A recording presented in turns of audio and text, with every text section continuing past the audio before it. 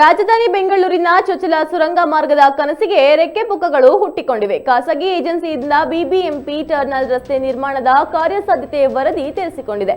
ಹಾಗಾದರೆ ಎಲ್ಲಿಂದ ಎಲ್ಲಿಗೆ ಸುರಂಗ ಮಾರ್ಗ ನಿರ್ಮಾಣವಾಗುತ್ತಿದೆ, ಇದಕ್ಕೆ ಎಷ್ಟು ಖರ್ಚಾಗಬಹುದು, ಇಲ್ಲಿದೆ ನೋಡಿ ಕಂಪ್ಲೀಟ್ ಡೀಟೇಲ್ಸ್. ಈ ಸುರಂಗ ಮಾರ್ಗ ಒಟ್ಟು 18 ಕಿಲೋಮೀಟರ್ ಉದ್ದ ಹೊಂದಿರಲಿದೆ. ಈ ಯೋಜನೆಗೆ ಬಿಬಿಎಂಪಿ ಒಟ್ಟು 8,000 ಕೋಟಿ ರೂಪಾಯಿ ವೆಚ್ಚ ಮಾಡಲಿದೆ. ಇದಕ್ಕೆ ಒಟ್ಟು 5 ಎಕ್ಸಿಟ್ ಹಾಗೂ 6 ಎಂಟ್ರಿ ಪಾಯಿಂಟ್ಗಳು ಇರಲಿವೆ. ಇದು ನಗರದ ಕೇಂದ್ರ ಭಾಗವನ್ನಾಗಿ ಹಾದು ಹೋಗಲಿದೆ. ಒಟ್ಟಾರೆ ಚೊಚ್ಚಲ ಸುರಂಗ ಮಾರ್ಗದ ಕಾರ್ಯರೂಪಗೊಳ್ಳುವ ನಿಟ್ಟಿನಲ್ಲಿ ಬಿಬಿಎಂಪಿ ಮೊದಲ ಹೆಜ್ಜೆ ಮುಂದಿಟ್ಟಿದೆ. ಸದ್ಯ ಖಾಸಗಿ ಏಜೆನ್ಸಿಯಿಂದ ತರಿಸಿಕೊಂಡಿರುವ ಕಾರ್ಯಸಾಧ್ಯತಾ ವರದಿಯನ್ನು ಪರಿಶೀಲಿಸಿ ಸರ್ಕಾರಕ್ಕೆ ಡಿಪಿಆರ್ ನೀಡಲು ಪಾಲಿಕೆ ಮುಂದಾಗಿದೆ. ಒಂದೊಮ್ಮೆ ಪಾಲಿಕೆಯ ವಿಸ್ತೃತ ಯೋಜನೆ ವರದಿಗೆ ಸರ್ಕಾರ ಗ್ರೀನ್ ಸಿಗ್ನಲ್ ಕೊಟ್ಟರೆ ಮೊದಲ ಭೂಸ್ವಾಧೀನ ಪ್ರತಿಕ್ರಿಯೆಗೆ ಪಾಲಿಕೆ ಕೈ ಹಾಕಲಿದೆ.